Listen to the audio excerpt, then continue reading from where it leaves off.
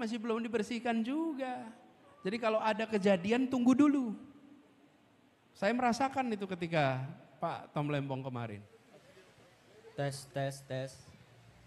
Baiklah, Assalamualaikum warahmatullahi wabarakatuh. Saya Rehandru Raisa Hakwal Faruk, saya dari Fakultas Hukum. Saya ingin bertanya kepada Bapak Anies. Sebelum kita menjadi pemimpin, apa yang harus kita tanamkan untuk menjadi pemimpin yang terbaik? Dan ketika kepemimpinan itu diibaratkan menjadi ladang, sebelum kita menanam benih kebijakan, apa yang harus kita suburkan di antara tanah, keberanian untuk berbicara, atau tanah untuk kerendahan hati untuk belajar. Namanya siapa? Nama saya Rehandru Rahisa Hakwal Faruk. Lumayan Jadi panjang. tanyanya apa tadi? Pertanyaan saya yang pertama itu, apa yang harus ditanamkan sebelum kita mengajukan diri untuk menjadi pemimpin yang baik? Lalu... Satu aja, gantian.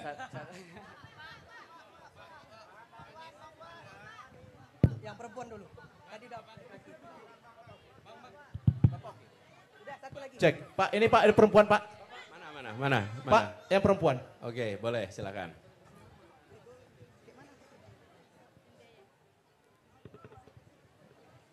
Assalamualaikum warahmatullahi wabarakatuh. Perkenalkan, nama saya Syafira Aulia Rahmadita dari Fakultas Ilmu Komunikasi, Prodi Ilmu Komunikasi. Saya ingin bertanya Pak, kebetulan saya mahasiswa semester akhir, semester 7. Nah, banyak mahasiswa seperti saya ini merasa bingung mencari arah dan tujuan setelah kuliah nanti. Nah, apa pesan Bapak untuk kami agar bisa belajar bukan hanya untuk nilai, tapi untuk makna tujuan hidup? Terima kasih Pak. Assalamualaikum warahmatullahi wabarakatuh. Ya, sebentar. Saya catat dulu, nanti lupa.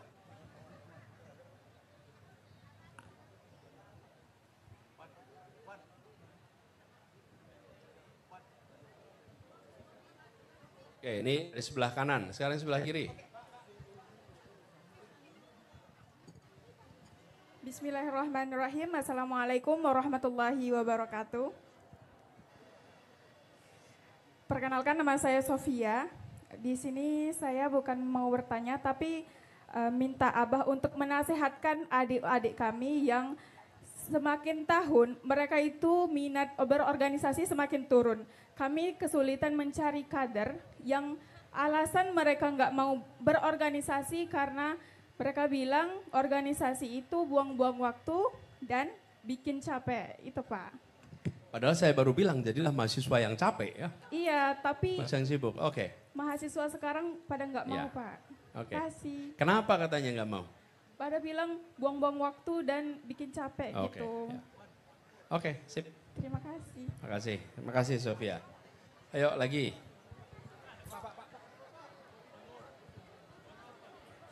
Yang dari siswa, ada yang dari siswa yang mau bertanya siswa? Boleh ayah, abah? Dari siswa abah? Boleh. IMM nih boleh, IMM. Assalamualaikum warahmatullahi wabarakatuh. Perkenalkan, nama saya Fajri dari pimpinan Komisariat Ikatan Mahasiswa Muhammadiyah Jasman Al-Kindi Fakultas Islam. Saya sini ingin bertanya Bapak, kenapa di negeri ini masih terjerat dengan KKN, korupsi, kolusi, dan nepotisme? Karena di Riau ini nomor 1 orang terjerat korupsi. Sekian, terima kasih. Apa formula dari Pak Anies memantas korupsi di negeri ini? Terima kasih. Siswa. Apa? Siswa boleh sih Pak? Siswa, anak SMA ya? Ya boleh. Assalamualaikum warahmatullahi wabarakatuh. Izin abang-abang, kakak-kakak, bapak-bapak, ibu-ibu, perkenalkan nama saya Alfiera Putri Yulian dari SMA Negeri 5 Pekanbaru. Izin bertanya, sejak saya kecil saya banyak menghabiskan waktu bersama mama saya di luar negeri karena beliau telah mendapatkan beasiswa LPDP S3 ke Selandia Baru. Dan semenjak saya kembali ke Indonesia, saya melihat bahwa adanya perbedaan antara education system yang di sana dan yang ada di Indonesia. Nah, saya juga terinspirasi oleh ibu saya untuk melanjutkan studi ke luar negeri dengan beasiswa, yaitu beasiswa Garuda. Nah, namun di satu sisi terkadang saya merasa apakah impossible untuk saya study abroad, terutama saya berasal dari sekolah negeri dan harus berjuang 2 kali lipat dibanding sekolah yang memiliki kurikulum internasional. Nah, pertanyaan saya adalah, apa pesan Bapak atau motivasi Bapak untuk para pelajar di seluruh Indonesia, khususnya yang ada di Indonesia, agar terus berjuang meraih cita-cita dan suatu hari nanti dapat berkontribusi kembali kepada Indonesia. Terima kasih.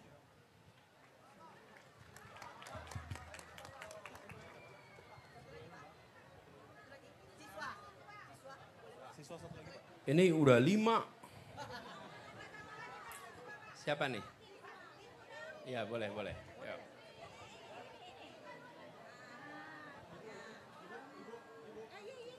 Assalamualaikum warahmatullahi wabarakatuh.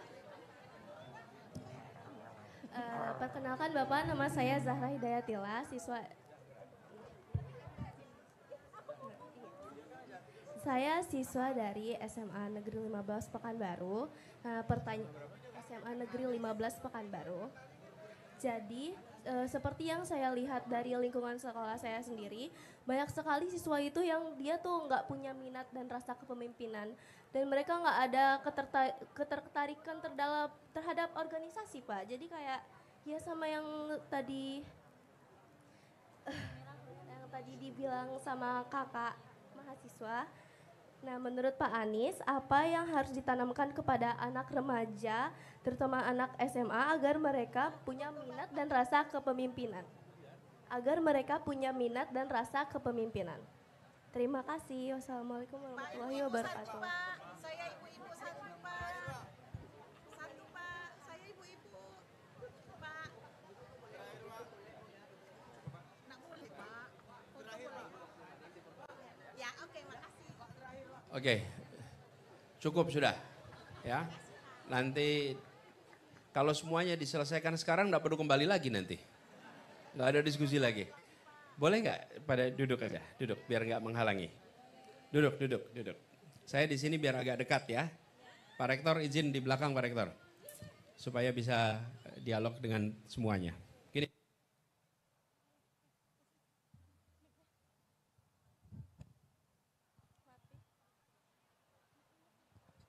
Cek.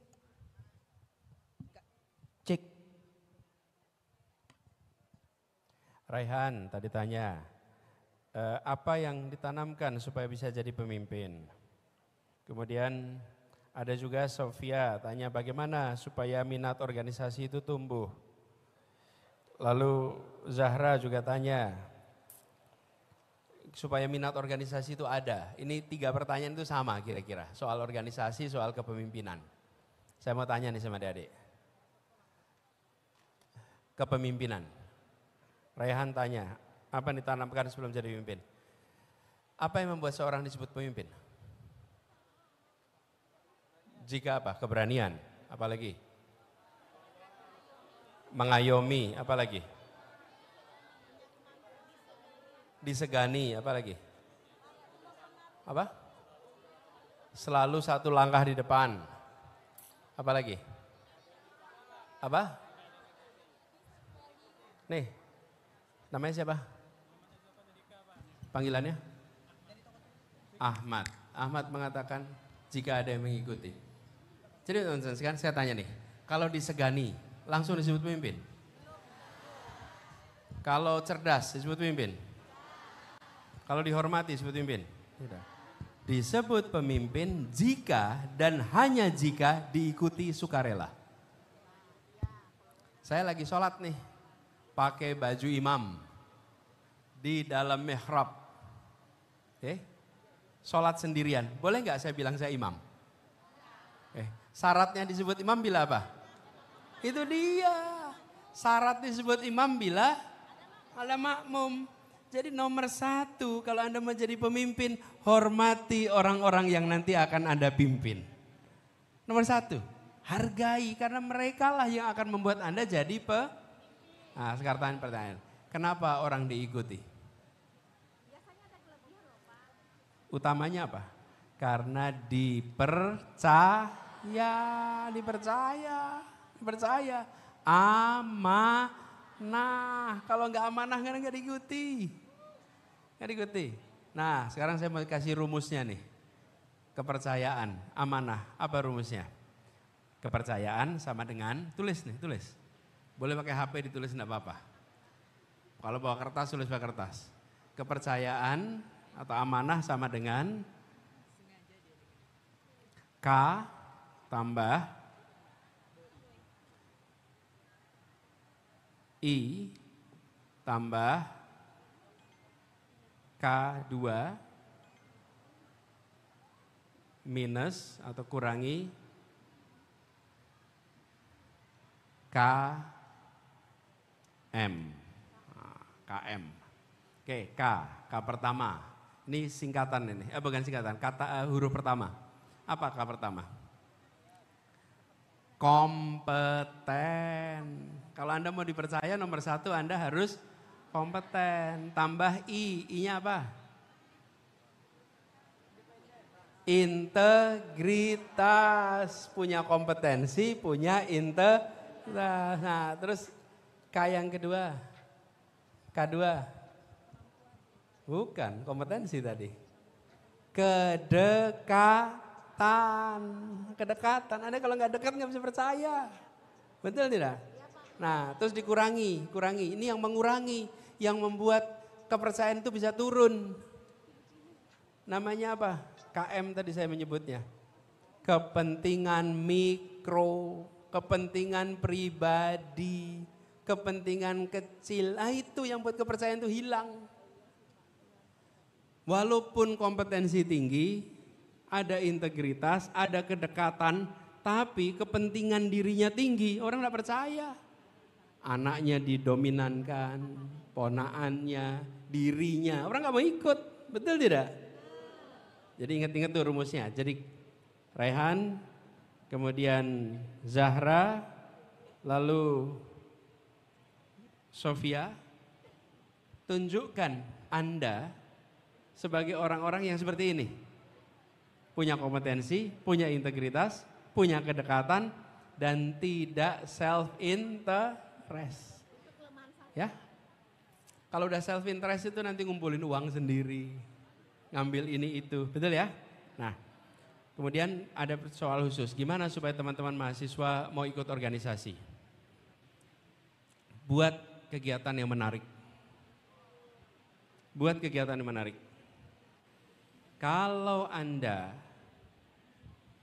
bisa membuat orang tertarik, berarti Anda memiliki leadership untuk menarik orang. Jangan salahkan yang tidak tertarik, tapi salahkan yang tidak menarik. Bikin menarik, tapi kalau itu aja nggak pada ikut nanti.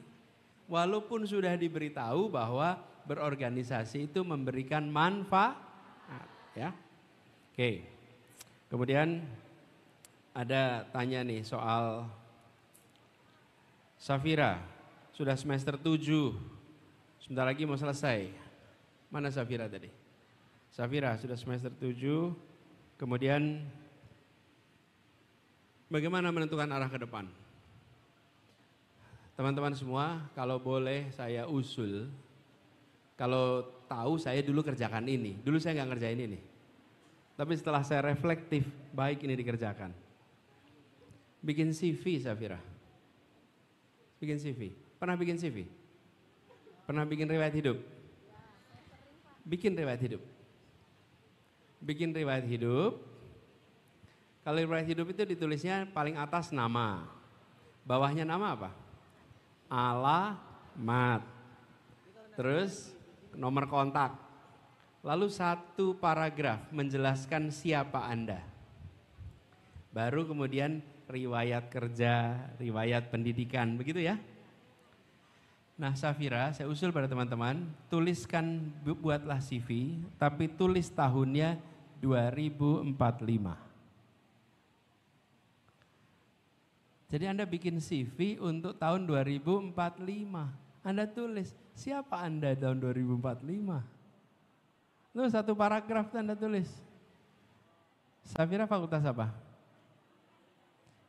Fakultas Ilmu Komunikasi. Safira, seorang pakar dan praktisi komunikasi, mampu berbicara 3 bahasa, berhasil mengelola brand ABCD, dan menulis jurnal 1, 2, 3, 4. Nah itu kira-kira Anda, 20 tahun yang akan datang. Ditulisnya sekarang. Tulisnya sekarang, itulah. Lalu tulis alamat. Alamat Anda di mana? 20 tahun lagi. Mau menjadi local player, mau menjadi national player, mau menjadi global player. Ya terserah Anda putusin. Tapi tulis sekarang. Dan kalau sudah dibikin gak usah diposting. Kalau nggak dikomentarin nggak perlu sama kanan kiri. Itu imajinasi Anda. Jadi poinnya adalah rumuskan, saya pengen apa sih di masa depan. Nah, terus langkah berikutnya. Dulu ketika saya lulus, saya bilang saya akan cari pekerjaan. Pekerjaan saya harus memenuhi 3 syarat waktu itu. Jenis pekerjaan. 1, pekerjaan memungkinkan secara intelektual berkembang. 2, secara finansial cukup. 3, secara sosial berdampak positif. Dah 3 itu. Dan waktu itu saya pengen jadi dosen. Karena dosen itu dapat begitu 3-tiganya. Secara intelektual tumbuh, secara finansial cukup, secara sosial berdampak. Nah Safira dan teman-teman semua yang mau lulus, rumuskan 3-nya Anda. Itu kan 3-nya saya. 3-nya Anda, saya mau pekerjaan seperti apa ya. Sehingga ketika Anda mencari, melihat kesempatan, mengambil keputusan, Anda punya pedoman gitu ya. Oke, kemudian ada pertanyaan Fajri soal KKN. Korupsi, kolusi, nepotisme, ini harus dimulai. Kalau untuk di pemerintahan, mulainya dari puncak. Puncaknya harus bersih. Kalau puncaknya tidak bersih, menular ke bawah. Kalau atasannya praktek korupsi, bawah itu bisa mencium dan ikut mempraktekkan. Karena itu harus mulai dari atas. Karena itulah kalau pilih orang yang bersih. Lalu diawasi rame-rame. Diawasi terus-menerus. Tidak ada cara lain pengawasan serius. Lalu kampus, mahasiswa, mulai laporan keuangan kegiatan mahasiswa itu harus benar. Kalau mahasiswa sudah tidak berintegritas, lulus juga tidak akan berintegritas. IMM, laporan keuangannya transparan tidak? Kalau belum, bikin transparan. BEM, laporan keuangannya transparan tidak? Bikin transparan. Semua kegiatan dibuat transparan. Transparansi itulah yang akan membantu mencegah. Dan latihan transparan. Teman-teman, belum tentu orang itu senang transparan. Senangnya tutup-tutup, bukan? Kita harus mulai dengan transparansi. Jadi Fajri, Anda mengangkat tema yang penting. Ini salah satu masalah terbesar di Republik ini. Masalah terbesar. Di samping penegakan hukumnya. Kita juga menyaksikan ada orang jujur dituduh korupsi, ada juga. Teman saya baru merasakan itu. Namanya Tom Lembong. Ya kan? Dan akhirnya dibuktikan di pengadilan.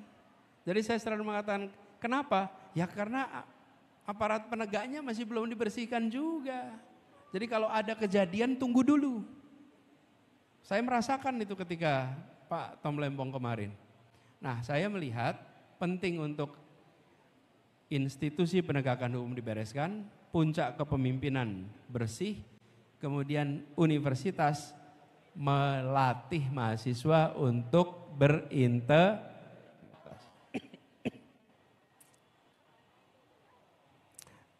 Alfira, Anda sekolah di sekolah negeri, bisa nggak dapat beasiswa nanti? Anda cek Alfira, ada begitu banyak orang sekolahnya negeri dan dapat juga beasiswa. Menurut saya sekarang ini kesempatan terbuka. Kalau ada kemauan, ada jalan. Dan jangan Anda terlalu memikirkan siapa kompetitor Anda. tapi pikirkan bekal apa Anda untuk berkompetisi. Itu yang lebih penting untuk dipikirkan. Bekal itu yang harus disiapkan. Kalau Anda memiliki pengalaman organisasi, saya jamin lebih mudah dapat beasiswa daripada tidak. Yang sama-sama nilainya tinggi tanpa organisasi dan nilai tinggi dengan organisasi. Kira-kira dipilih yang mana? Iya. Karena itulah tadi saya katakan kepemimpinan menjadi penting. Pemberi beasiswa selalu memikirkan ini. Kalau saya beri sekarang, dampaknya apa ya untuk masa depan? Semua pemberi beasiswa selalu begitu. Karena dia mencari bibit untuk dia letakkan investasinya. Kan uang ini investasi bukan? Dia akan letakkan, nah ketika dia milih kira-kira nih, dia nanti ke depan bisa jadi orang bermanfaat tidak ya? Kalau dia menjadi bermanfaat, nah saya letakkan uangnya di situ. Jadi Anda jangan khawatir dengan yang lain, tunjukkan diri Anda bisa bermanfaat. Banyak sekali tips-tipsnya, nanti Anda cari, dan tips-tips itu nanti insya Allah bisa mengantarkan Anda untuk berhasil. Saya rasa 6-6-nya udah dijawab. Terima kasih buat mahasiswa di Universitas Muhammadiyah Riau. Anda beri pertanyaan-pertanyaan berkualitas. Saya titip tinggikan cita-citanya. Tinggikan cita-citanya. Ada salah satu hal yang sering dikhawatirkan, kami sering khawatirkan apa itu? Kami khawatir kalau seseorang berhasil meraih cita-citanya, tapi cita-citanya terlalu rendah. Puas, berhasil tapi terlalu rendah. Jangan, karena itu tinggikan cita-cita. Lalu kerja keras untuk meraih bahkan melampaui cita-citanya.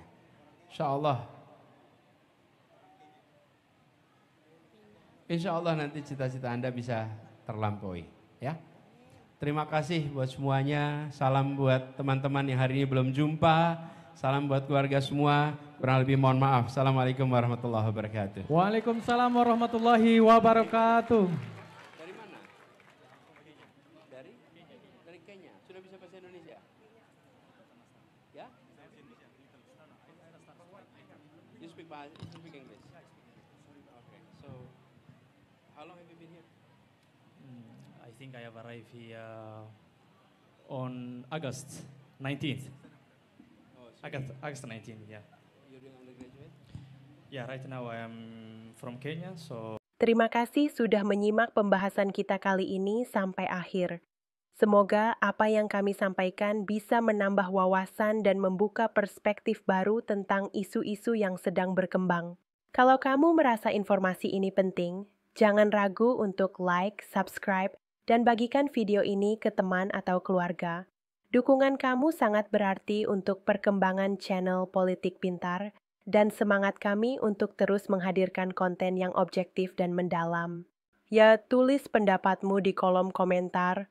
Apakah kamu setuju, tidak setuju, atau punya sudut pandang lain? Politik bukan soal menang atau kalah, tapi soal memahami dan berpikir kritis bersama. Channel Politik Pintar akan terus hadir dengan analisis tajam, informasi terpercaya, dan pembahasan yang menantang cara kita melihat dunia politik. Sampai jumpa di video berikutnya dan ingat, berpikir kritis adalah langkah pertama menuju perubahan. Sampai ketemu dan salam cerdas.